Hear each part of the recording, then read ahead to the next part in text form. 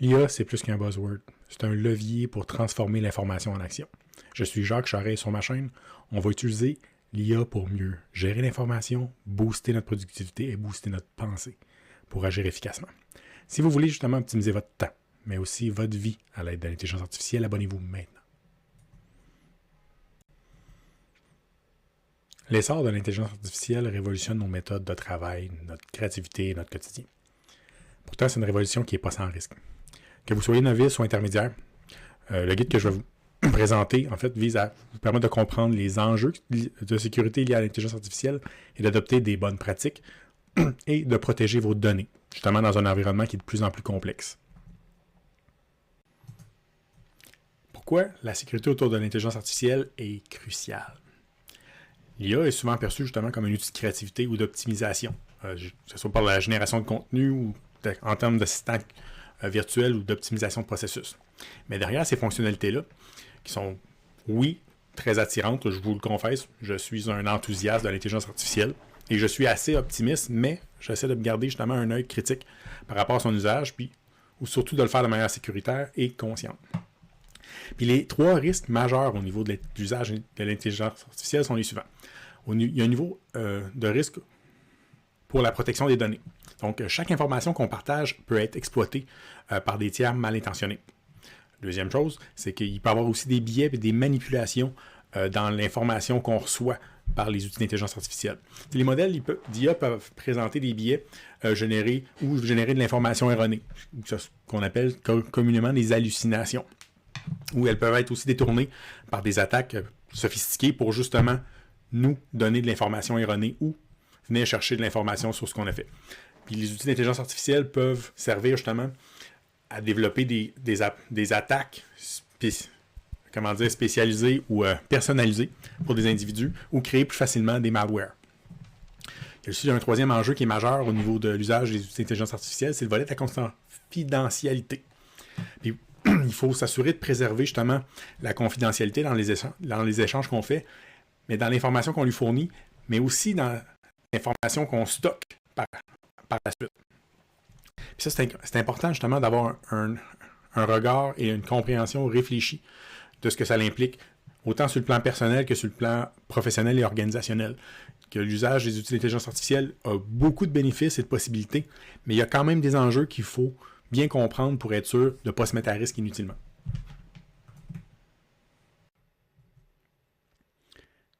L'intelligence artificielle, qu'est-ce que c'est et à quoi ça sert? L'intelligence artificielle, ça regroupe un ensemble de technologies et d'algorithmes capables de traiter de l'information en très grande quantité. Puis ces capacités, ça permet d'automatiser des tâches, de fournir des réponses précises puis d'optimiser différents processus. Les cas d'usage courants actuellement qu'on a, c'est souvent les chatbots, les assistants vocaux. Les chatbots les plus connus, exemple ChatGPT, avec ses différents modèles 4O et compagnie, ainsi que O1 et O3 mini, qui sont des systèmes qui ont plus d'étapes dans leur réflexion. Il y a aussi des compétiteurs à ChatGPT comme Gemini de Google. Il y a Grok 3 actuellement qui vient d'être sorti. Il y a Llama de Meta.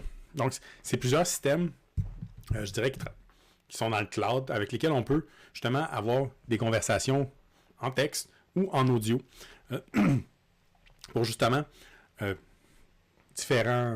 différentes choses.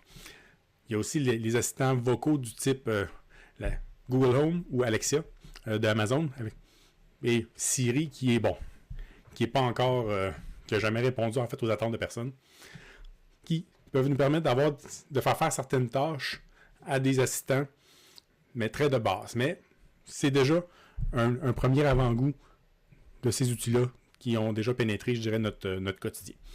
Il y a aussi les systèmes de recommandation personnalisés qu'on trouve, dans exemple, pour Netflix, YouTube ou Amazon, qui sont là depuis plusieurs années, puis qui, en analysant les comportements puis les sélections des utilisateurs, vont être capables de leur fournir encore de leur faire des suggestions qui vont encore répondre encore plus à leurs besoins, à leurs demandes. Il y a aussi des outils d'optimisation qui aident à la rédaction, à la planification et à la réflexion créative. Puis les bénéfices immédiats qu'on trouve de ça, c'est des gains de temps, justement grâce à l'automatisation de plusieurs tâches. Ça peut aussi stimuler beaucoup la créativité. Puis c'est des bons outils pour supporter l'apprentissage. Moi, personnellement, je l'utilise énormément pour, oui, résumer des textes, aller chercher de l'information, mais aussi me permettre de réfléchir puis de voir si je comprends bien les choses, puis de me faire complémenter, de faire augmenter la compréhension que j'ai des choses, de la faire approfondir, ou de simplifier des concepts qui me sont encore, je dirais, pas très clairs. Puis c'est vraiment pour ça que l'usage des outils d'intelligence artificielle est vraiment puissant si on se donne la peine de vraiment l'utiliser. Parce que ça décuple nos capacités. Mais c'est vraiment à condition qu'on comprenne bien les limites que ça a. À partir du moment qu'on est capable de comprendre, oui, les bénéfices, mais aussi les risques que ça représente, mais là, on peut en faire un usage qui est beaucoup plus sain et qui va nous amener plus loin. Puis c'est ça, en fait, que moi, je veux développer sur ma chaîne. C'est les cas d'usage des outils d'intelligence artificielle qui peuvent nous permettre vraiment de nous dépasser et d'aller plus loin en termes de connaissances, de réflexion et même d'action. Donc,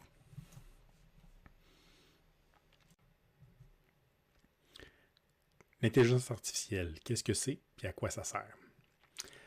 L'intelligence artificielle, ça regroupe un ensemble de technologies et d'algorithmes capables de traiter de l'information en très grande quantité. Puis ces capacités, ça permet d'automatiser des tâches, de fournir des réponses précises puis d'optimiser différents processus.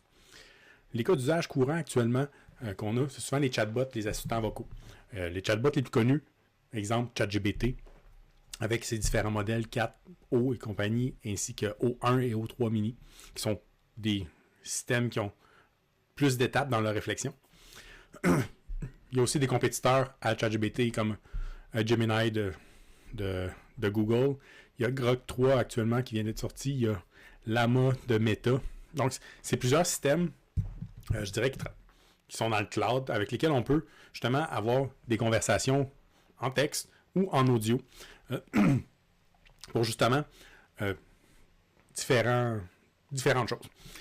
Il y a aussi les assistants vocaux du type la Google Home ou Alexa de Amazon, et Siri qui est pas encore, qui n'a jamais répondu en fait aux attentes de personnes, qui peuvent nous permettre de faire certaines tâches à des assistants, mais très de base. Mais c'est déjà un premier avant-goût de ces outils-là qui ont déjà pénétré, je dirais, notre quotidien. Il y a aussi les systèmes de recommandation personnalisés qu'on trouve dans exemple pour Netflix, YouTube ou Amazon, qui sont là depuis plusieurs années, puis qui, en analysant les comportements puis les sélections des utilisateurs, vont être capables de leur fournir encore de leur faire des suggestions qui vont encore répondre encore plus à leurs besoins, à leurs demandes. Il y a aussi des outils d'optimisation qui aident à la rédaction, à la planification et à la réflexion créative. Puis les bénéfices immédiats qu'on trouve de ça, ben, c'est des gains de temps, justement grâce à l'automatisation de plusieurs tâches. Ça peut aussi stimuler beaucoup la créativité. Puis c'est des bons outils pour supporter l'apprentissage. Moi, personnellement, je l'utilise énormément pour, oui, résumer des textes, aller chercher de l'information, mais aussi me permettre de réfléchir puis de voir si je comprends bien les choses, puis de me faire complémenter, de faire augmenter la compréhension que j'ai des choses, de la faire approfondir, ou de simplifier des concepts qui me sont encore, je dirais, pas très clairs. Puis c'est vraiment pour ça que l'usage des outils d'intelligence artificielle est vraiment puissant si on se donne la peine de vraiment l'utiliser. Parce que ça décuple nos capacités.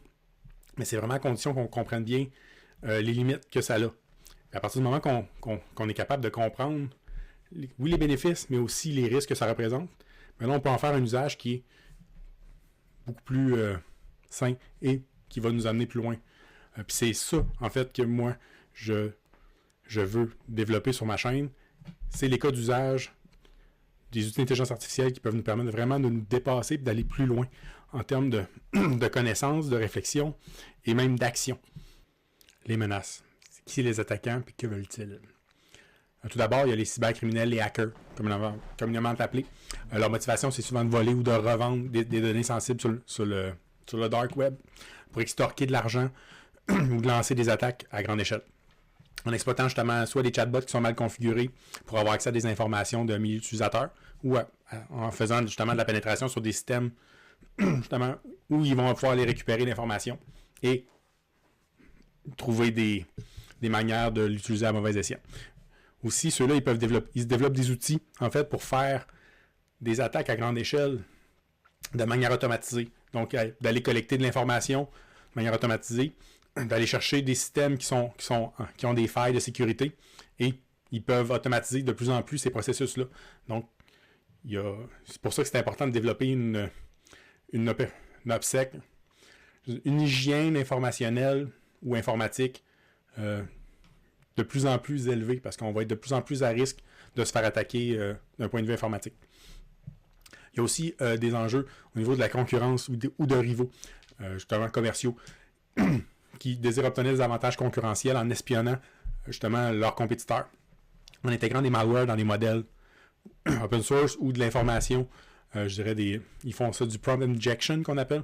C'est de mettre de l'information, des instructions dans de l'information qui est publique, mais que lorsque les outils en fait qui vont collecter l'information sur Internet pour créer des bases d'informations pour l'entraînement, ben ça vient un peu empoisonner l'information qui peut avoir un impact justement sur les résultats ou le raisonnement ou le développement de l'IA si on ne fait pas attention à ça dans le processus d'entraînement du modèle.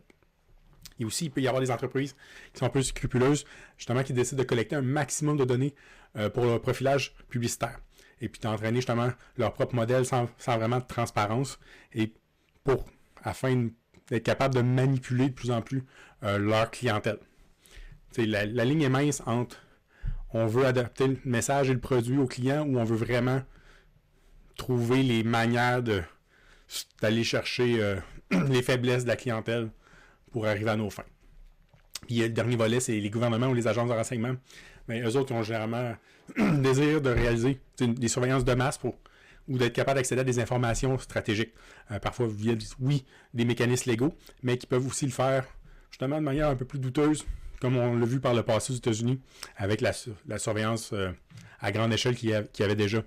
Et l'enjeu, c'est que, oui, le big data, ça fait plusieurs années que ça existe, puis qu'on le sait qu'il y a beaucoup d'informations qui est collectée sur tout le monde, qui est rassemblée par différentes entités, pour différentes raisons. Mais l'enjeu maintenant, c'est que avec les outils d'intelligence artificielle, ils sont capables de faire des associations en temps réel, puis avec l'information qui est collectée de longue date. Donc là, les profilages commencent à être de vraiment plus... c'est plus la même game, là. Il y a vraiment un niveau plus en termes de risque au niveau de toute l'information qu'on laisse, je dirais, couler sur Internet. On n'a pas toujours cette conscience-là, mais c'est quelque chose qui est super important à développer. C'est une compréhension de l'information qu'on laisse couler autour de nous par plein de manières. Puis un bel exemple, c'est les assistants. Tu sais, nos téléphones, Samsung, tous les Android ou les téléphones à Apple. L'enjeu, c'est que ces téléphones-là ont des applications qui écoutent continuellement ce qu'on dit et ce qu'on fait. Puis ils se parlent, on est géolocalisé en tout temps avec ces systèmes-là. Puis ça, c'est de l'information qui est collectée. Puis il y a des associations qui peuvent être faites. Puis ça, on n'a pas de contrôle et ça met de conscience sur ça. Il y a des solutions par contre. Mais il faut être conscient de cet enjeu-là, puis que ça peut être significatif. Puis c'est pas de dire, ouais, j'ai rien à cacher, il n'y a pas de risque. Il y a toujours un risque, on ne sait jamais comment que ça peut nous rattraper. Mais ça, c'est des choses aussi que je vais essayer de vous sensibiliser sur ma chaîne. Les risques et les vecteurs d'attaque. En fait, le type de risque, c'est la fuite de données ou le manque de cloisonnement. En fait, les informations saisies dans un chatbot ou sur n'importe quel système d'intelligence artificielle peuvent être enregistrées et exposées en cas de brèche. Ça peut être, oui, s'il y a une brèche au niveau du système au bout, mais si on utilise des systèmes intermédiaires, eux aussi, ils peuvent être un enjeu au niveau de la sécurité de nos données. Et une chose aussi importante à tenir en compte, c'est de séparer des fois nos usages personnels de nos usages professionnels. Parce que si, justement, nos données sont compromises, au moins, c'est pas les deux facettes de notre vie qui va être complètement mis à risque. Bon, vous me direz que bon, un ou l'autre, ou les deux, ça va peut-être pas changer grand-chose, mais bon, on essaie de limiter les risques. S'il y a quelque chose qui se passe, au moins, on fait ça, on appelle du damage control. Je pense que ça peut aider. L'autre facette aussi, c'est le phishing assisté par intelligence artificielle. Comme je mentionnais tantôt, c'est l'IA peut permettre de générer des emails ou d'un réalisme assez frappant, saisissant.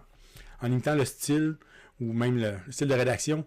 Et même des fois, maintenant, c'est la voix qui peut être copiée. Même le visuel. Je pourrais être un IA actuellement. Puis ça se fait. Il y a des gens qui font déjà ça.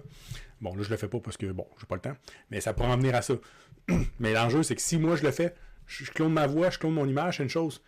Mais si c'est quelqu'un d'autre qui le fait, dans un but malveillant, c'est plus la même game. Puis malheureusement, c'est déjà possible. Puis ça se voit déjà actuellement. Justement, il y a des cybercriminels qui peuvent utiliser des outils de génération de texte et de voix et même d'images pour faire des deepfakes qu'on appelle. Pour justement imiter, permettre de faire des appels frauduleux. Dans la dernière année, il y a même une compagnie, en fait, ils ont fraudé, ils sont fait frauder parce que les criminels ont réussi à simuler une rencontre d'équipe avec plusieurs personnes, visant une personne qui était aux finances, qui avait la capacité de faire des transferts d'argent. Puis bon, elle s'est fait prendre au jeu. Puis ben, il y a eu des transferts de fonds qui ont été faits qui n'auraient pas dû. Puis c'était des grosses sommes d'argent.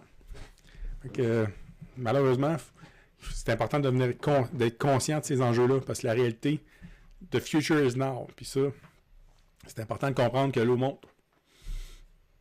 Et on veut justement apprendre à nager dans cet environnement-là. Il y a aussi des enjeux au niveau des les risques, les attaques, c'est les hallucinations puis les biais, en fait. C'est pas tant des vecteurs d'attaque que...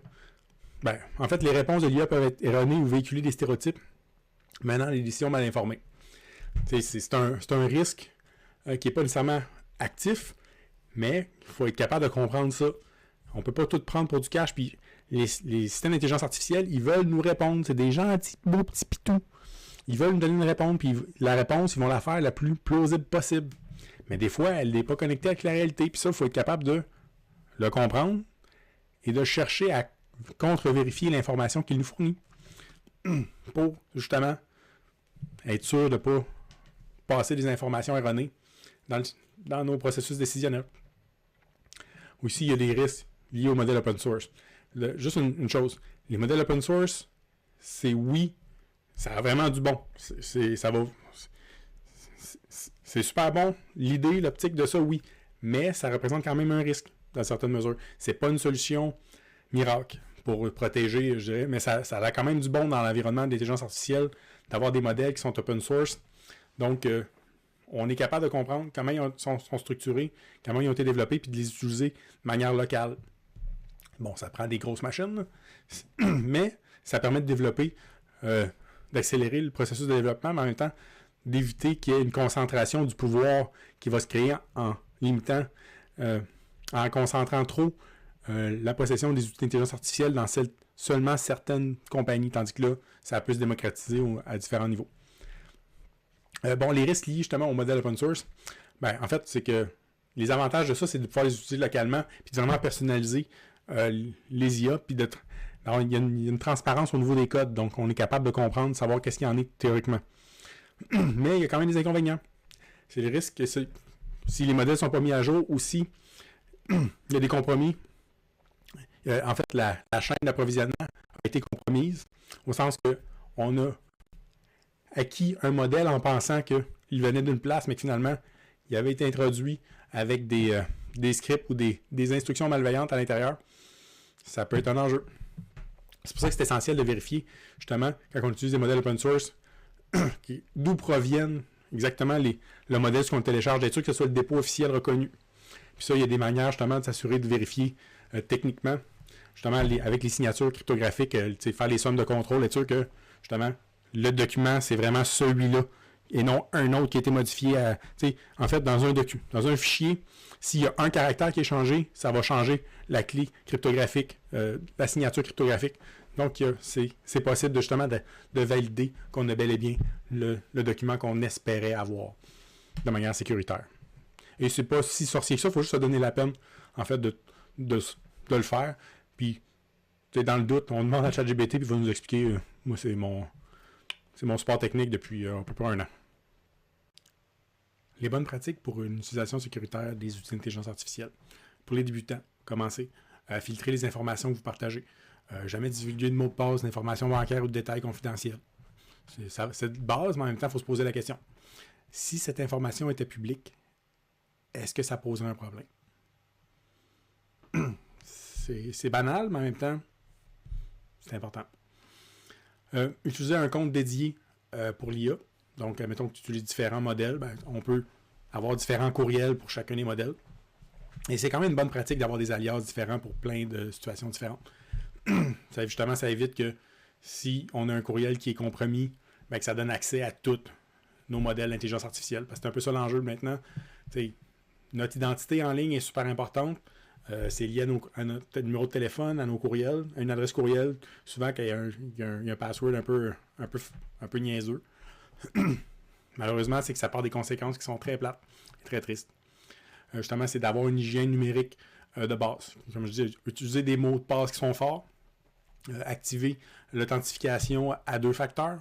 Donc, autrement dit, c'est que oui, on rentre le mot de passe, mais en même temps, il y a une validation qui se fait sur une application où ce qu'on reçoit un code qu'on rentre ou un texto. Bon, c'est vraiment pas l'idéal, les textos, où on reçoit par courriel, justement, un code à rentrer dans le système. Puis il y a aussi des clés qui peuvent être utilisées physiques pour aider, puis ça, c'est vraiment le best. Mais ce qui va vous aider, en fait, avec les mots de passe forts, puis la double authentification, c'est aussi d'utiliser un gestionnaire de mots de passe. Et ça, c'est pas très compliqué. Puis ça permet d'avoir à retenir un bon gros mot de passe. Puis après ça, avec cette application-là, là, on peut avoir différents mots de passe et différents logins de différents courriels pour avoir une sécurité, je dirais, réelle au niveau de la gestion de nos accès. Et bien sûr, mettre à jour vos systèmes antivirus ou vos logiciels, ou vos systèmes d'exploitation aussi, c'est important.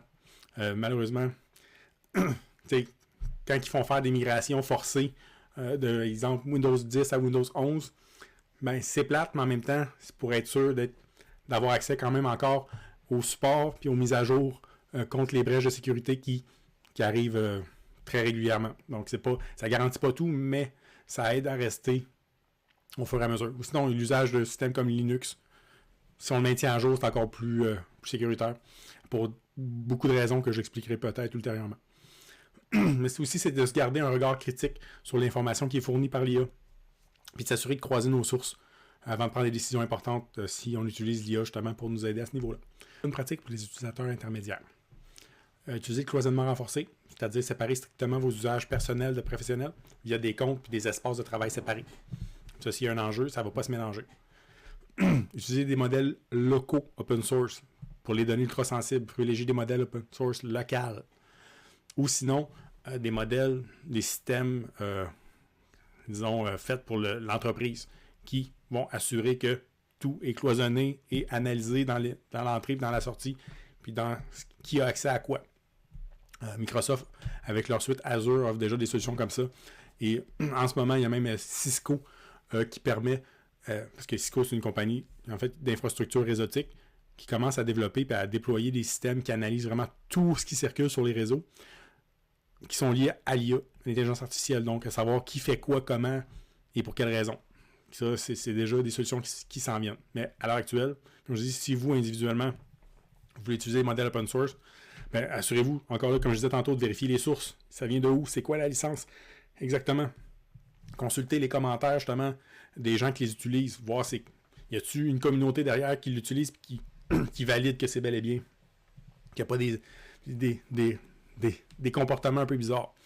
Tester dans un environnement sandbox, c'est-à-dire dans un environnement confiné virtuellement.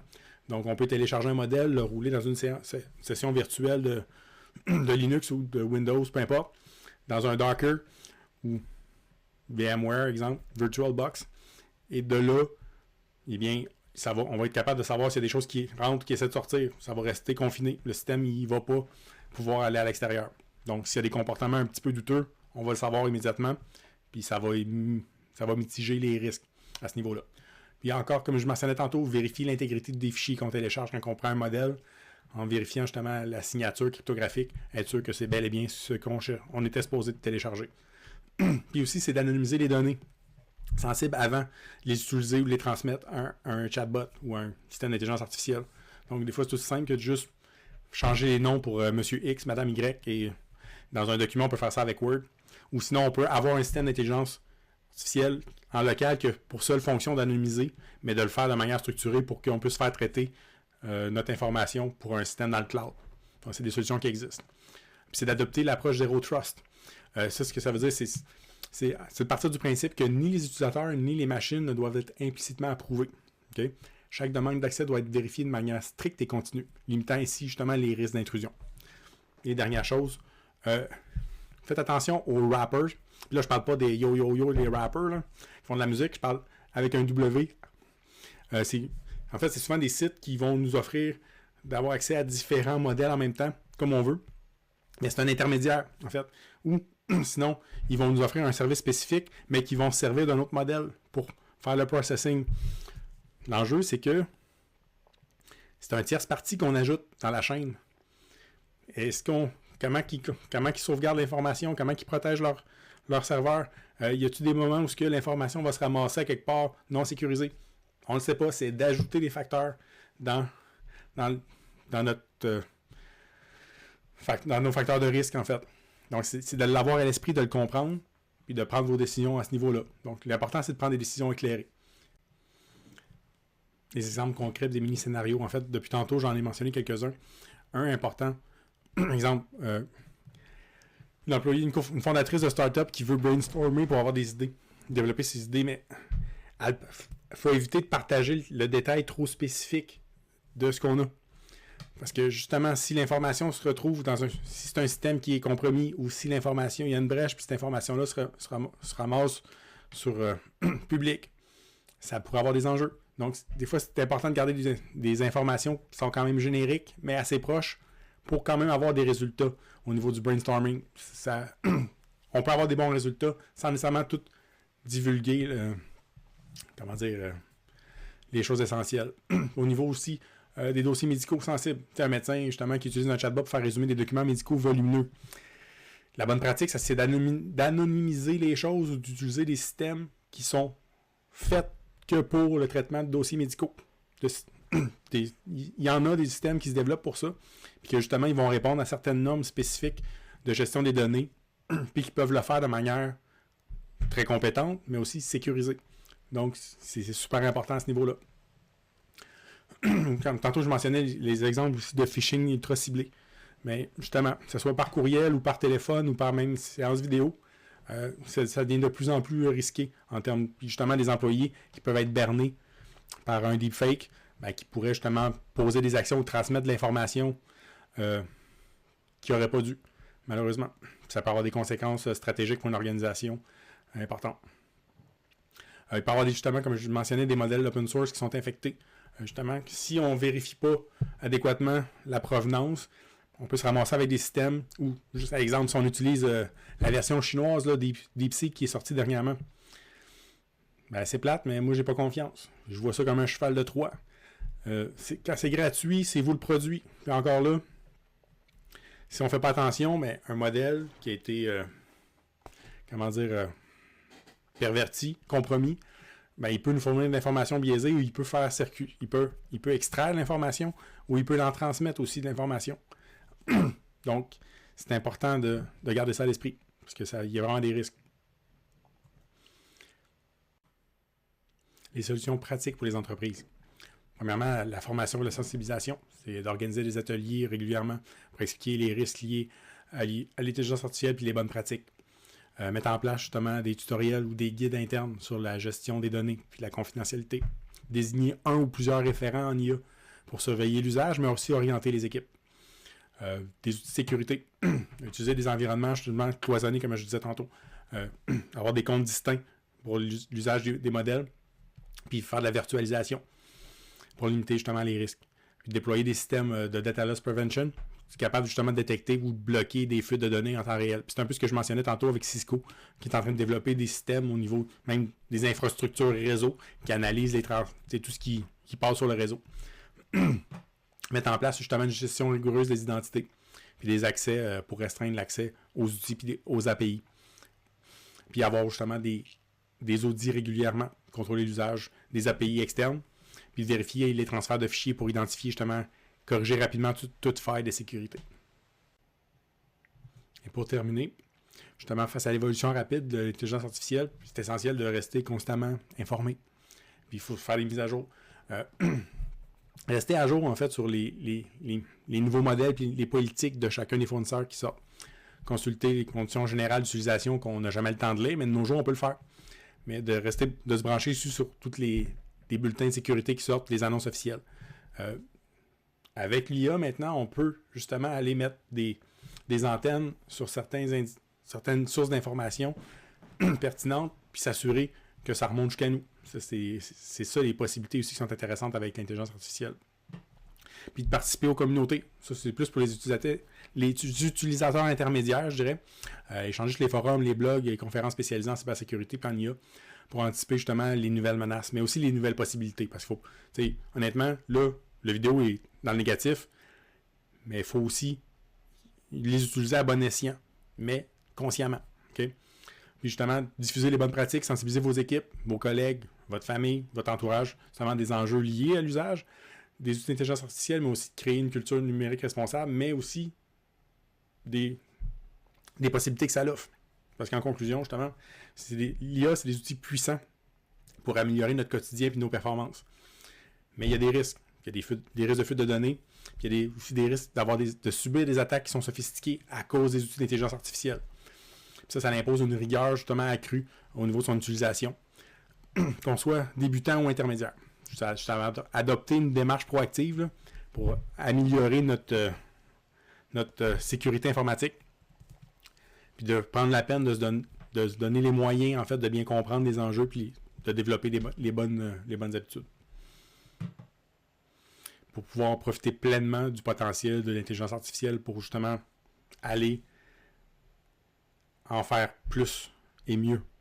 Parce que l'IA, c'est vraiment, ça démocratise la créativité, ça nous permet d'avoir accès à de l'information, à s'en abreuver, à l'explorer, à la développer, à la traduire dans un langage qu'on va mieux comprendre ou qui va être plus facile à comprendre pour d'autres. Donc, c'est pas magique, mais c'est pas loin à certains niveaux. Honnêtement, là, ce que ça peut nous permettre de faire, c'est pour traiter, changer le monde, là, l'information, c'est essentiel pour comprendre. Puis aussi, de développer une compréhension enrichie de la vie. L'IA, c'est un levier puissant. Si vous l'utilisez bien, elle peut transformer votre manière de travailler et de penser. Et si cette vidéo vous a aidé à mieux comprendre, pensez à faire un like ou à vous abonner. Et surtout, dites-moi dans les commentaires comment vous utilisez l'IA. Dans la prochaine vidéo, on va parler en fait des use cases de l'intelligence artificielle. Moi, comment je l'utilise, puis comment vous pouvez en tirer parti maintenant. Des choses simples, mais qui peuvent vraiment faire une différence à moyen et long terme. Donc, activez la petite cloche pour rien manquer.